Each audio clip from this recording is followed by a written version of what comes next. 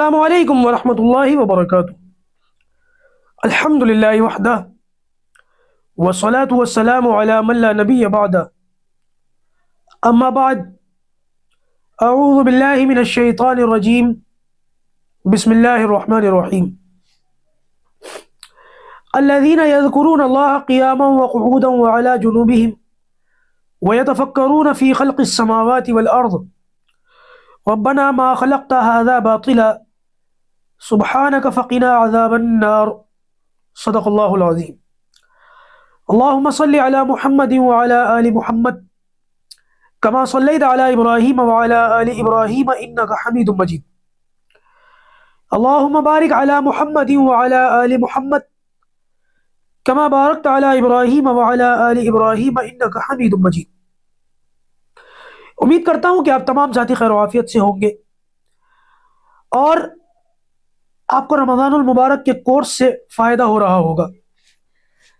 دوستوں، آج انشاءاللہ عز و جل ہم ذکر کے اوپر تھوڑی سی بات چیت کریں گے، ذکر اور دعا، کیونکہ رمضان المبارک میں جہاں دوسری عبادتیں ہیں وہاں ذکر کرنے کی ترغیب بھی اللہ کے رسول صلی اللہ علیہ وسلم نے ہمیں دی ہے کہ اس مہینے میں جتنا ہو سکے ذکر کرو۔ آپ کو معلوم ہے پہلے عشرے کی الگ دعا ہے، دوسرے عشرے کی الگ دعا ہے، تیسرے عشرے کی الگ دعا ہے، شب قدر کی الگ دعا ہے نا، سحری کی دعا الگ، افطاری کی دعا الگ، تراویح کی دعا الگ، تو یہ ذکر ہیں سارے۔ تو ہر ایک دعا کے پڑھنے کا الگ الگ فائدہ ہے، لیکن اجمالی طور پر ذکر کرنے کے کیا فوائد ہمیں حاصل ہوتے ہیں انشاءاللہ آج ہم اس پر بات کریں گے، کیونکہ ذکر کو خاص تعلق ہے رمضان المبارک کے ساتھ۔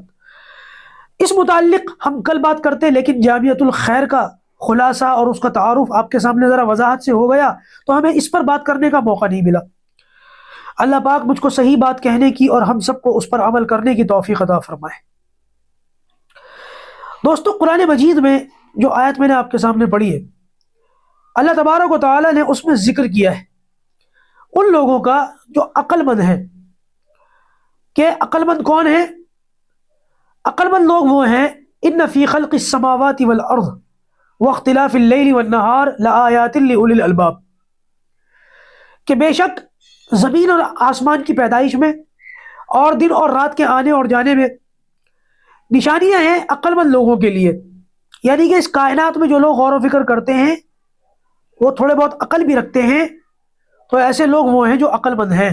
اور عقل مند کی نشانیاں کیا ہیں؟ اس سے اگلی آیت میں اللہ تعالیٰ نے اس کی نشانیاں بھی ذکر فرما دی۔ اللہ تعالیٰ نے فرمایا الذین یذکرون اللہ قیاما وقعودا وعلی جنوبہم، الذین، وہ لوگ، عقل مند کون ہیں؟ وہ لوگ یذکرون اللہ، جو اللہ کا ذکر کرتے ہیں، قیاما، کھڑے ہونے کی حالت میں، وقعودا، بیٹھنے کی حالت میں، وعلی جنوبہم، اور اپنے دونوں پہلوؤں کی حالت میں۔ انسان تین حالتوں میں سے کسی ایک حالت میں ہوتا ہے، یا تو انسان کھڑا ہوا ہوتا ہے، یا انسان بیٹھا ہوا ہوتا ہے، یا اگر لیٹتا ہے تو انسان اس کروٹ پہ یا اس کروٹ پہ۔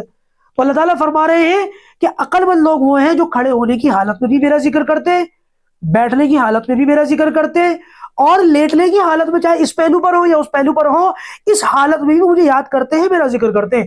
یہ لوگ عقل مند ہیں۔ بہرحال زمین و آسمان کی پیدائش میں، اس کی خلقت میں یہ غور و فکر کرنا چاہیے۔ میں نے کسی سے سنا تھا، کہیں کسی روایت میں تو نہیں پڑھا، لیکن اپنے بزرگوں سے، اپنے استادوں میں سے کسی سے میں نے سنا تھا کہ اس کائنات میں ایک لمحے کا غور و فکر کرنا 70 سال کی عبادت سے بہتر ہے۔ دیکھو نا وہ کتنی بڑی کائنات ہے، کتنا بڑا اسپیس ہے، اور پورا ایک سولر سسٹم ہے، اس کے اندر کتنے سارے پلانٹس ہیں، ہر ایک کے چاند ہیں، کسی چاند کے کسی کے چاند بہت زیادہ ہیں، کوئی گیس جائنٹ ہے، پھر اس کے اندر دیکھو گیلیکسیز ہیں، کتنی کلسٹر ہے، پھر سپر کلسٹر اور نہ جانے کیا کیا۔ تو اس پر غور و فکر کرنا چاہیے۔ اس کائنات کو بڑھانے والا، یہ کتنی بڑی کائنات ہے، اس کو بنانے والا پروردگار کتنا بڑا ہوگا، ہے نا۔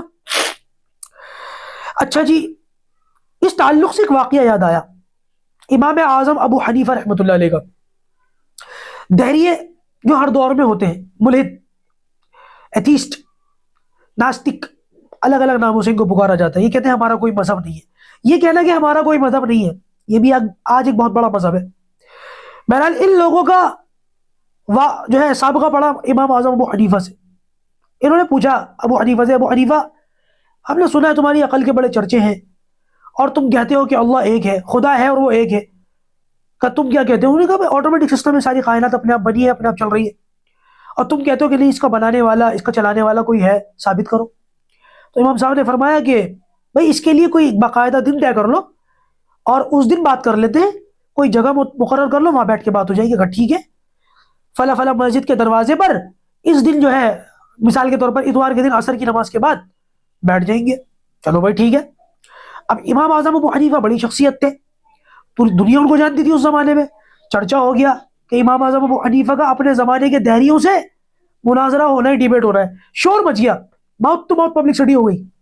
نتیجہ یہ ہوا کہ جس دن جس جگہ ان لوگوں سے مناظرہ ہونا تھا، ڈیبیٹ ہونا تھا، پبلک بھر گئی، بہت لوگ آئے اور دہریے بھی آ گئے، امام اعظم ابو حنیفہ نہیں پہنچے۔ ان لوگوں نے شور مچانا شروع کر دیا کہ دیکھو وعدہ کرتے ہیں، وعدہ خلافی کرتے ہیں۔ لیکن کچھ دیر گزرنے کے بعد امام صاحب تشریف لائے۔ ان لوگوں نے آ کر کے یہ کہا کہ ابو حنیفہ وعدہ کرتے ہو، وعدہ خلافی کرتے ہو، جو وقت دیتے ہو اس پر نہیں آتے ہو، تم زبان سے جھوٹ بولتے ہو۔ کہ میں جھوٹ نہیں بول رہا، مجھے دیر کیوں ہوئی، مجھے آنے کی وجہ تو پوچھو، دیر سے آنے کی۔ کہ بھائی کیا وجہ ہوئی دیر سے آنے کی؟ تم جانتے ہو میرا گھر یہاں سے اتنی اتنی دور ہے، درمیان میں دریا پڑتا ہے، اور گھر سے یہاں تک آنے کے لیے ایک نہر پڑتی ہے، اس نہر سے گزر کر کشتی وغیرہ میں بیٹھ کر اس نہر سے گزرتے ہیں، تب یہاں پہنچتے ہیں۔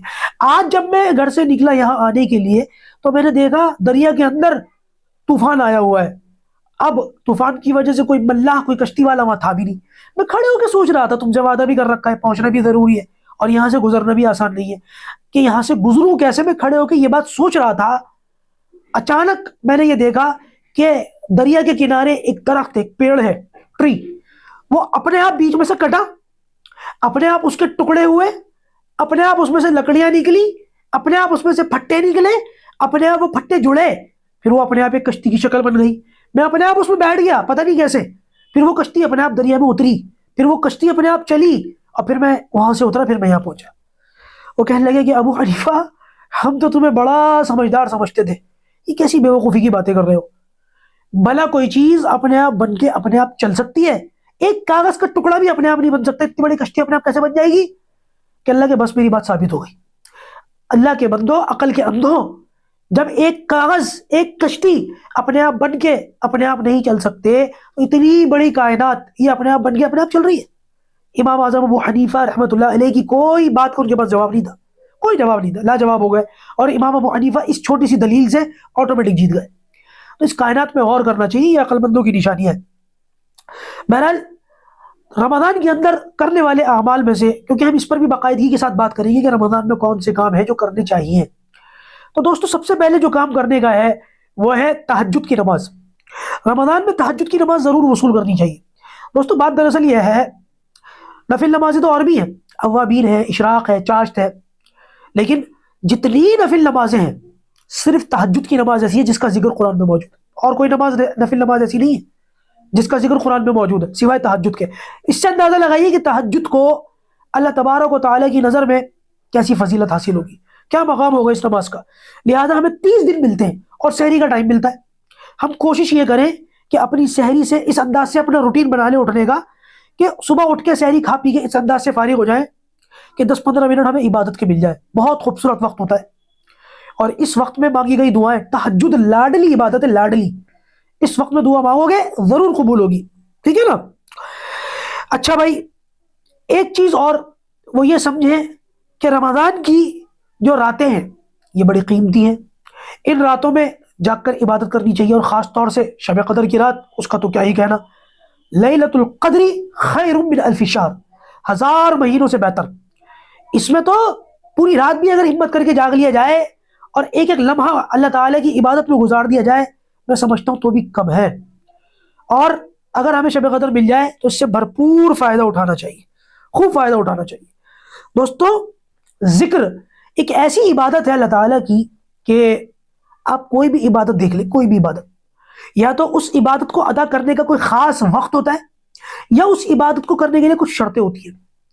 مثال کے طور پر حج کرنے کا سال میں صرف 5 دن ہے، اس کے علاوہ آپ پورا سال کبھی بھی شیطان کو کنکریاں مارو کوئی فائدہ نہیں ہے، پورا سال کبھی بھی آپ عرفات میں جا کے بیٹھ جاؤ کوئی فائدہ نہیں ہے۔ حج پر وہاں جا کر عرفات میں بیٹھنے کا ثواب انہی دنوں میں ہے. سمجھ رہے ہو؟ قربانی، قربانی صرف ان 3 دنوں میں ہے. اس کے علاوہ آپ جانور ذبح کرو، حلال ہو جائے گا، ثواب ملے گا. قربانی کا فرض ادا نہیں ہوگا، قربانی کا جو وجوب ہے وہ ادا نہیں ہوگا. اسی طریقے سے رمضان کے روزے، نفل روزے آپ رکھ لو، کبھی بھی رکھ لو، ثواب ملے گا. فرض روزے جو ہے اس کا جو مقام ہے وہ رمضان ہے. یعنی کہ ہر عبادت کسی خاص دن یا خاص وقت کے ساتھ جڑی ہوئی ہے. نماز کی بات کر لیجیے، نماز کے لیے بھی آپ کو وضو کرنا پڑے گا، اور یہ دیکھنا پڑے گا مغرب وقت تو نہیں ہے، زوال کا وقت تو نہیں ہے، تب آپ جا کر کے نماز پڑھو گے. ایسے نماز نہیں پڑھو گے. سمجھ رہے ہو؟ لیکن میرے دوستوں، ذکر ایسی عبادت ہے، نہ کوئی دن مقرر ہے، نہ ٹائم مقرر ہے، نہ وضو کی شرط ہے، نہ مکروہ وقت کی شرط ہے. جب کرو، جتنا کرو، جیسے کرو، کرتے چلے جاؤ. اللہ تعالیٰ کی طرف سے کوئی پابندی نہیں. اتنی عظیم دولت ہے. آپ دیکھیں نا، جتنی بھی عبادتیں ہیں قرآن مجید میں، ان عبادتوں کا صرف ذکر موجود ہے، لیکن ذکر کی عبادت ایسی ہے کہ اس کے ساتھ اللہ تعالیٰ نے کثیرہ کا لفظ استعمال، یا ایھا الذین آمنوا اذکروا اللہ ذکرا کثیرا. کثیرہ کا بہت سارا کرو. اسی طریقے سے ایک مقام پر اور ہے، والذاکرین اللہ کثیرا والذاکرات. کثیرہ کا لفظ صرف اور صرف ذکر کے ساتھ ہے. سبحان اللہ، کیا کہنے. اگر آپ ناپاک ہیں تو قرآن بھی نہیں پڑھ سکتے، نماز بھی نہیں پڑھ سکتے. اگر کسی آدمی کو جنابت ہو جائے، یا کسی عورت کو حیض آ جائے، یا بچے کی ولادت کے بعد اس کو نفاس کا خون آنے لگے، اب یہ ناپاکی کے ایام ہیں. ان دنوں میں آپ نماز نہیں پڑھ سکتے، ان دنوں میں آپ قرآن نہیں پڑھ سکتے، مسجد نہیں جا سکتے. لیکن قربان جائیے اللہ تبارک و تعالیٰ کی قدرت پر کہ اس نے اس حالت میں بھی ذکر کرنا جائز رکھا، کہ آپ کو ذکر کرنے کے لیے پاک ہونا بھی شرط نہیں ہے. اللہ اکبر کبیرہ. لہذا جتنا ہو سکے ذکر کرنا چاہیے. خاص طور سے میں ان ماؤں سے، ان بہنوں سے درخواست کروں گا جو اپنے بچوں کو دودھ پلاتی ہے، یا جن کے پیٹ میں ان کے بچے حالت حمل کے اندر ہیں. اس حالت میں جب بچہ آپ کے پیٹ میں ہو یا آپ کا دودھ پی رہا ہو، کثرت سے ذکر کیا کریں. دودھ کے ساتھ ساتھ اس ذکر کے اثرات اس بچے کی طبیعتوں میں اتریں گے، وہ بچہ وقت کا ولی بنے گا، متقی بنے گا، پرہیزگار بنے گا. ورنہ آج ہوتا یہ ہے کہ ادھر مائیں بچوں کو دودھ پلا رہی ہیں، اور ٹی وی اسکرین پر یا موبائل اسکرین پر ڈرامے چل رہے ہیں. اور آج کل تو پاکستانی ڈرامے کھانا خراب کر دیا، ڈراموں نے بیڑا غرق کر کے رکھ دیا ہمارے گھر کا، ہمارے ماحول کا.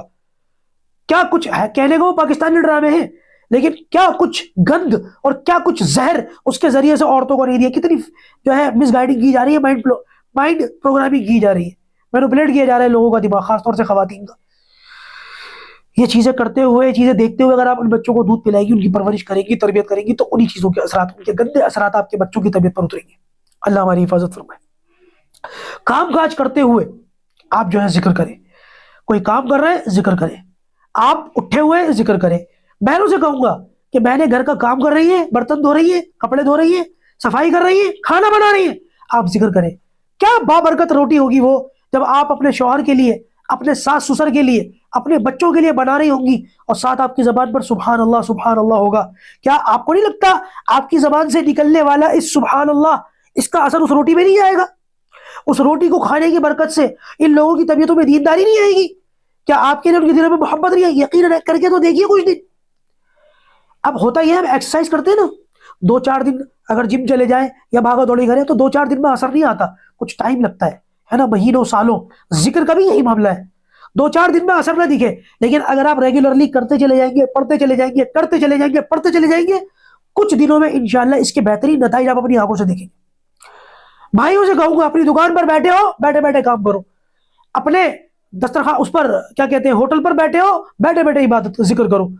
رمضان میں نہیں، رمضان کے علاوہ بھی آپ اپنے گلک پر بیٹھے ہو، گلے پر بیٹھے ہو، کام پر بیٹھے ہو، نوکری پر بیٹھے ہو، ذکر کرتے چلے جاؤ، اللہ کا نام لیے چلے جاؤ.